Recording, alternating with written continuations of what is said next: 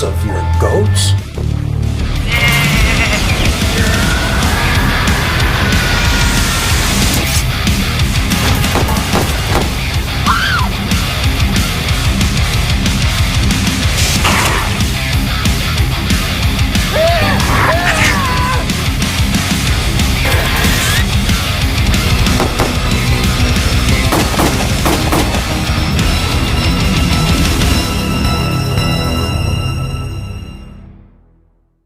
Boom, there you go. That was the trailer for Visual Vengeance release for the first time ever on Blu-ray, Blood of the Chupacabras, as well as Revenge of the Chupacabras.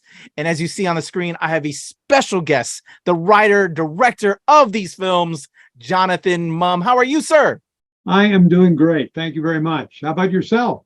I am well. Thank you so much. As a fellow filmmaker who also dabbles in this hosting spotlight medium of podcasts, to also meet other filmmakers like yourself, it's always a delight because as you know, as filmmakers, it's hard to get the word out about our projects, this labor of love, this time commitment that we put into sharing with the world, those inner feelings, those thoughts, those creative energies that we have. And so that is why I do this. And so I'm thankful to speak with another filmmaker who's, after all this time, this started back in 2003, 2005, and now available on Blu-ray. First off, what's that feeling like of it now being made available for a new generation of fans to check it out? Well, you know, it's really very cool to think that it's back again. You know, it's something that we did years ago, and I thought really pretty much it had its run. You know, and to have Visual Vengeance come out with this set, it's just great to revisit it. I haven't personally looked at the films again, you know, in years. So and it was a lot of fun putting the behind the scenes portions of the DVDs together and getting back in touch with a lot of the old people that I had worked with. So yeah, I'm very jazzed about it, and I actually think that people today who appreciate that kind of low budget, and when I say low budget, I mean low budget type of filmmaking. This is a perfect example of that. I know that well. That is where I got my start. So I have to commend you on kind of giving back to those young actors, everybody that rode the ride with you. You know, it's very difficult to get people to believe in your dreams and work on set with you, especially when you don't have any money at all. So it's a lot of guerrilla filmmaking, and I think this is a great way to show them love again. I know I have my copy, y'all, and actually I'm putting it up on the screen. Let me see if I can get it happen. I think it's probably not showing up because there we go. There it is. I'm gonna put it in front of myself. I got my copy, but it's always exciting to kind of give back to your team, to see all that hard work finally pay that off. I love it. Congrats to you, sir. Thank you very much. Yeah, definitely. Yeah, I know the struggle. So it's amazing. It's out here, Visual Vengeance, available on September 27th. Let's take it back though from the beginning for those that may, you know, this might be their first time hearing about it. For my audience, tell me about how Chupacabras came to be. And I want to write a film about the Chupacabras. And I also know that the titles have somewhat changed. And I think when I was doing some additional research, that I think prior to this release or maybe even after, that there was a name change again. Fill me in on, you know, we'll actually get into that part. Let's go back to the very beginning. Why Chupacabras? Why tell a story about them? Okay, here's why. Always been a fan of horror films, and as a teenager, of course, was a big fan of those cheapy things that Roger Corman used to produce that would show up at the drive-in, and I never really had the chance to make my own movie. Well, that is not to say I didn't have the chance. There were things that, you know, occurred, but it never panned out. But one day I'm at home in Sacramento. I'm reading the Sacramento Bee. There's an editorial that had been published in the New York Times. They reprinted it. Well, it was about the Chupacabras. I'd never heard of the Chupacabras. It was right at the very beginning. I think it was 1998 or something like that when this article was written. And I thought to myself as I read the article, you know, here's a monster that that nobody, at least in the United States, has ever heard of before. No movies ever been made about it. If you made a movie about it, you'd be the first person to do it. And so I immediately set out and researched it and just found out everything I could about it. And then I wrote this script, and I tried to throw in everything that I had learned into the script. And that's why that's the reference to the Mocha vampire. That's a legend from Puerto Rico that somehow is connected to chupacabras. The Mago, you know, the White Witch, that's part of some of the stories. In fact, there was even a Dexter cartoon later that includes the Mago. I got a big kick out of that because I'd never seen that before. But anyway, so, okay, so now I've got this script. Okay, so what do I do with it? Well, a friend of mine at the TV station where I worked, John Alexander Menez, had just finished shooting a movie on 16 millimeter for the promotions producer at Channel 31, a guy by the name of Joe Carnahan, who's gone on to much bigger and better things since then. It was called Blood, Guts, Bullets, and Octane. Anyway, they were done shooting that and submitting it off to various film festivals, and it did get picked up at Sundance and went on from there. But anyway, so he was all for it. He liked the idea, he liked the script. So we took a couple of scenes. We got some local people to act in it, guys that I worked with at the station, and we shot the scenes, and then we held these parties to try to interest investors in it. And of course, we knew these scenes were just remarkable, and we knew that as soon as anyone saw them, they were going to open their wallet, they were going to write out checks. I mean, the money was just going to come tumbling in, right? Wrong. And so there was no money, and I didn't have it. I used what I had on buying the film that we shot it with. So I just put the cans up on the shelf in my closet for a year and didn't think about it. And then one day, one of the engineers at the TV station comes to me and he says, "Have you ever thought maybe you'd like to finish your movie?" I said, "Yeah, I've thought about it, but I just can't afford it." And he says, "Well, what if you could shoot it on digital video?" And this was a new thing then. Digital video was just coming out, and the Canon, I think was the XL15 or something, camera had just come out, and he had purchased one. And he said, "I've got this camera, and I'll be very happy to loan it to you on one condition." And I said, "What's that?" He said, "If when you're through shooting the movie, you teach me how to use the camera, because I don't know anything about it." So I said, sure, we'll do that. So he lent us the camera, and then for the next year or so, and I mean, this was very haphazard, I have to say. I would call people, first of all, we didn't have any real auditions. I just called people up and said, "You want to be in this thing? And do you want to be in a movie?" And, and a lot of them were actually actors or trying to be actors. And I stole Joe Carnahan's cast, Dan Leese, who's our lead. He was in Blood, Guts, Bullets, and Octane. So was Kevin Hale. So was our villain, Hugh McCord. And anyway, so we just did it that way. It took forever. We finally got it finished. Then it took me another year to edit it, which I did on weekends and very, very early in the morning at the TV station.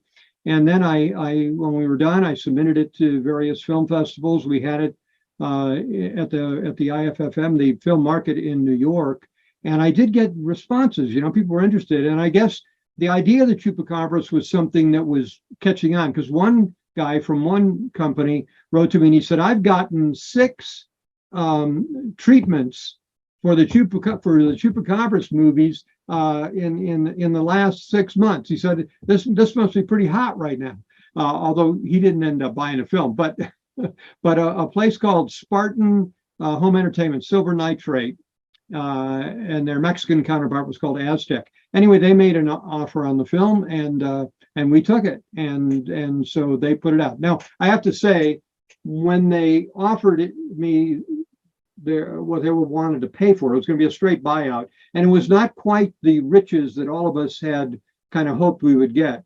But that old saying for pilots that any landing you can walk away from is a good landing? Oh, yeah. Well, as a filmmaker yourself, in Hollywood, any movie that you make that you don't lose money on is a good movie. And so we would all make something off of it, so we sold it, and there it was.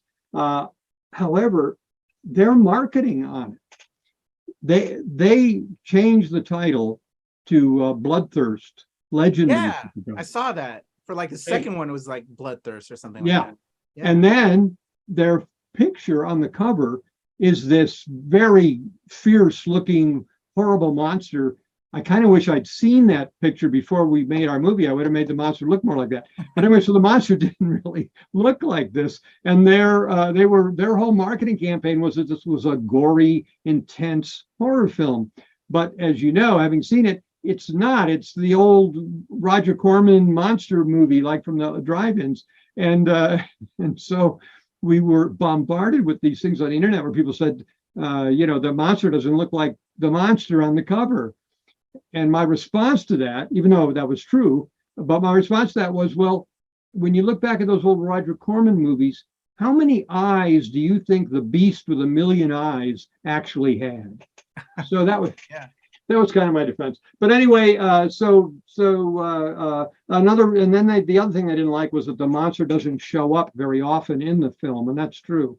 But the reason we did that was that despite the effects that Rob Neep did, which I thought were good, but I didn't think they were quite good enough to really show in various scenes the way they were. I didn't think it meshed too well. And so I took a nod from the X-Files movie, which had just come out.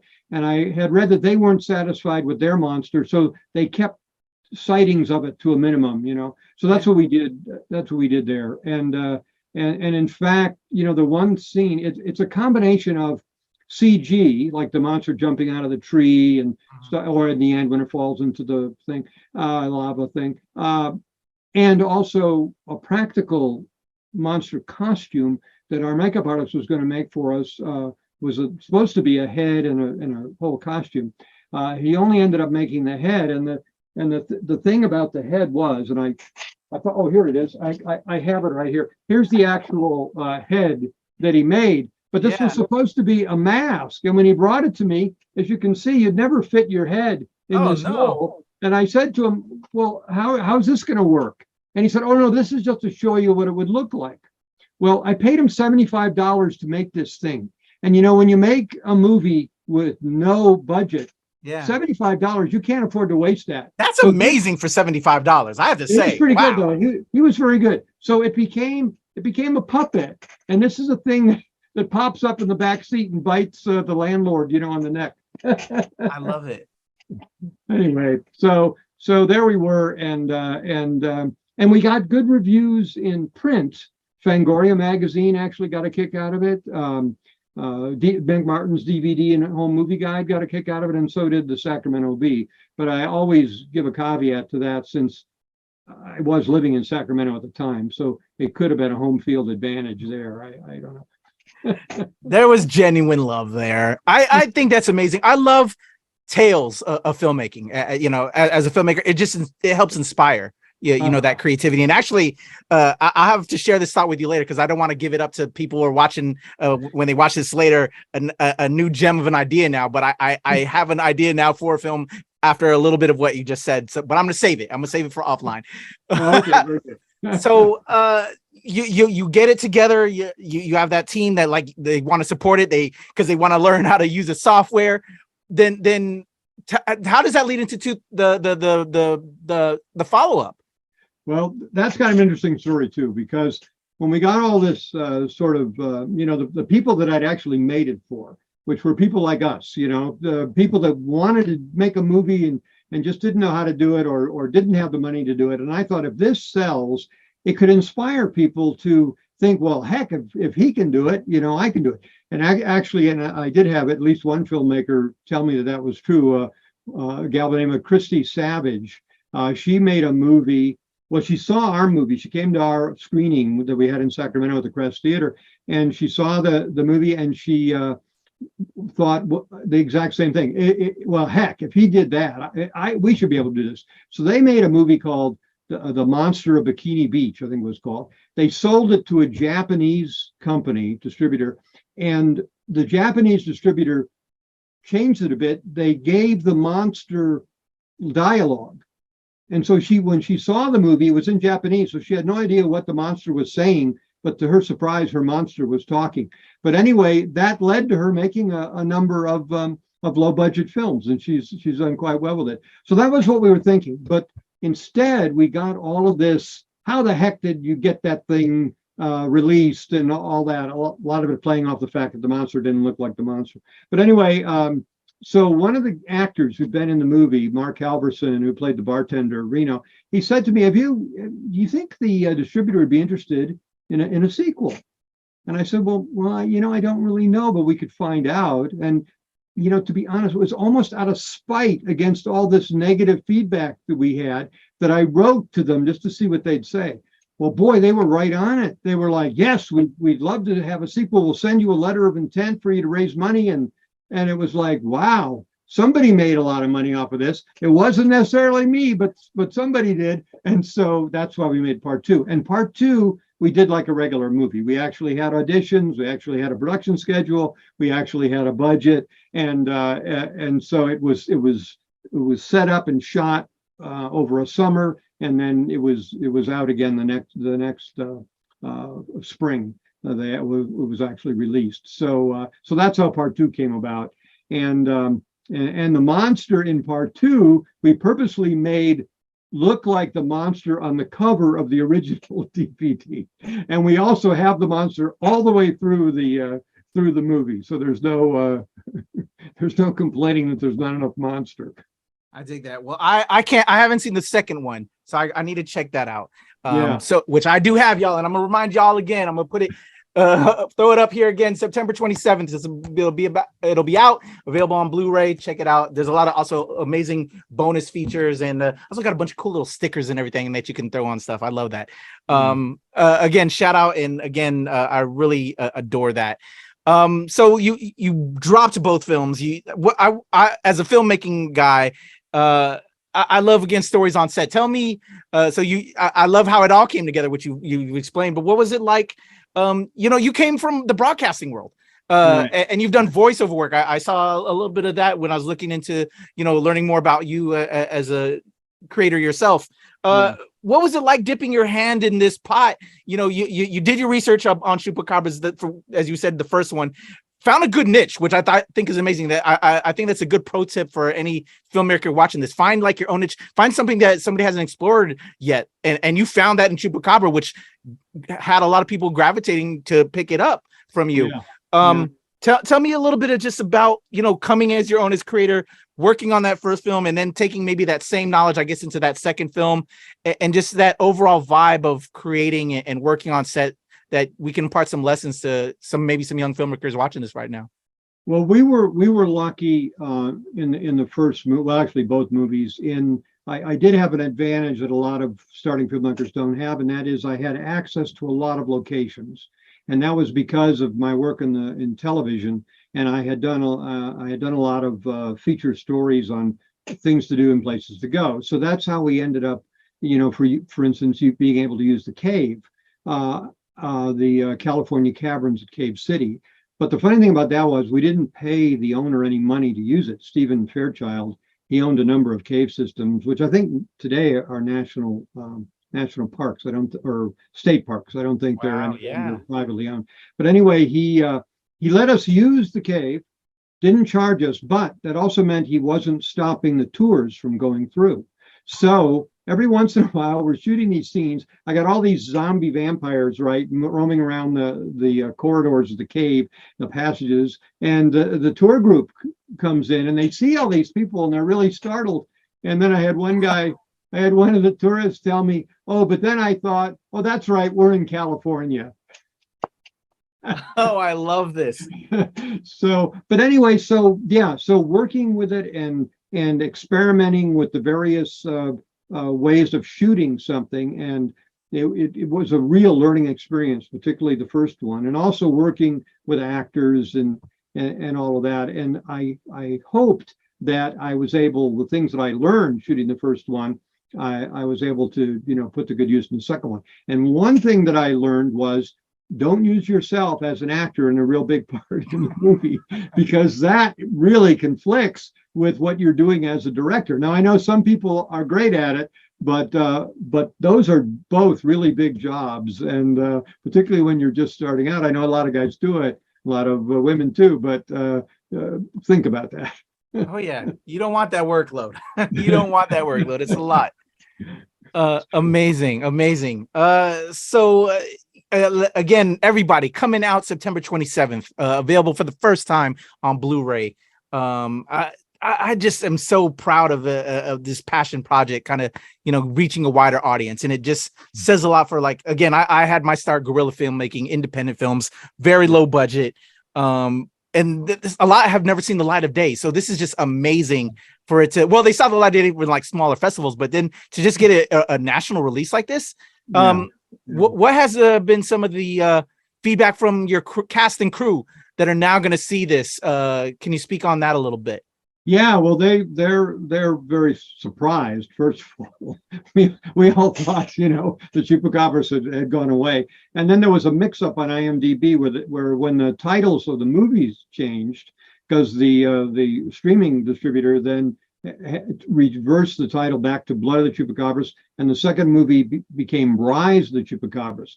But for some reason, IMDb got really confused, and they had the wrong cast for the wrong movie, and it was a mess. So I'm hoping that's fixed by now with this new thing coming out. But anyway, they were very very happy to see it. It's kind of a nostalgia thing for everybody, and some of them have gone on, like Kevin Hale, one of the actors I mentioned. He didn't pursue acting, as it turned out. He's now an editor in Hollywood, and he's very successful. And other people have gone on to do some things. So that was fun, and it was fun for them. At least I don't believe anybody's embarrassed for having been part of it. I think they all appreciated what we were trying to do, and there sure were a lot of funny stories that they can tell people about having participated in it. And when you watch the second film, pay attention to our big set, which is the place called the Preston Castle in Ione, California. It was actually the first boys reformatory in California. Before then, they were sending them to San Quentin. And so it opened in 1890, and there were a lot of people who went on to famous things who actually spent time there, like the singer Merle Haggard, the country singer, and the actor Lee J. Cobb. And so I believe we were the first filmmakers to actually make a film there. But the thing is, when they closed it in 1890, and they opened another facility right next to it, they didn't do anything with the building. They just left it there. And so for all those years, it was abandoned, and it was just, became a total mess. Well, the year before we shot there, it had been purchased by a nonprofit group that wanted to put it back together and make it into a college of the arts. So they let us use it. But when we went in to shoot there, it was a mess. And my wife and I had gone to look at the place. We got there late in the day, and it was sunset. I had to go in with a flashlight. Well, the first thing we see is this big sign over the door. It says, "Condemned building, do not enter." We get the door open because we had the key. A bat flies out. We go in with the flashlight. Really, you could hardly see anything. And we could see the rooms. There was no furniture or anything. So we bought a lot of furniture. We went to thrift stores and bought all this stuff. When we showed up on the day to shoot and walked in, my cinematographer, Bill Carragher, he says to me, this place looks awful. The walls are all stained, the floors, it looks like, what it is, an old abandoned building. My wife says, don't worry, give me a couple people. I got all this wallpaper, and we're going to make this look okay. And she did. You would not know by looking at those scenes. Wow. And I'm sure by now it must look pretty good, because they've been working on this thing for years. And now other movies have shot there, and Ghost Adventures has done some episodes there. And it's a great place if you ever get a chance to visit it, the Preston Castle. But yeah, so I don't know what my point was telling you that story, but that was a big part of part two, and part of the experience of working on these movies. Oh man, no, I dig that. I love that. And again, I'll tell you the inspiration that you gave me, the light bulb that went off later. Okay. So Visual Vengeance picks this up and now, releases it and is now going to be made available. What was that like after all this time? Was that easy to do? Because like you were saying earlier, you had the people pick it up the first couple of films, and then also again, it's available on some streaming services. Was this just always something, I know you dabbled in other things, and you're still, I'm sure you're anchor in all of that. How just to continue on getting this out there is just, I love that drive. Yeah. Well, actually, you know, when Wild Eye Releasing had taken it over, and they're the ones who changed the names back to Blood of the Chupacabras and Revenge of the Chupacabras. And it was actually Rob Wild's idea. He asked me whether or not I'd be interested in putting out this kind of you know, special Blu-ray double disc, and I was, of course, but I didn't think that, I have to admit, it never occurred to me that such a thing would even be possible or anybody would be interested in doing something like that. So I immediately set to work to provide the, you know, the background material that's on there. And that did take me a while to do, but it was fun too. And I did the commentaries, and the commentary for the I think it's the first film. It's Hugh McCord and I think do the commentary, and he played Duds Malcolm, the bad guy protagonist in the first movie, and then I also did the commentary for the second one. So then getting all that and being able to explain how I met some of these people who were in it. I mean, some of them, like I got a lot of them out of Joe Carnahan's movie that he first started with, that Blood, Guts, Bullets, and Octane, and it just turned out that Mike Moss and he's the one who played the mean landlord, you know, in the first movie. He and I were both in a movie, a TV movie called Ruby Ridge, Siege at Ruby Ridge, and we had a scene together.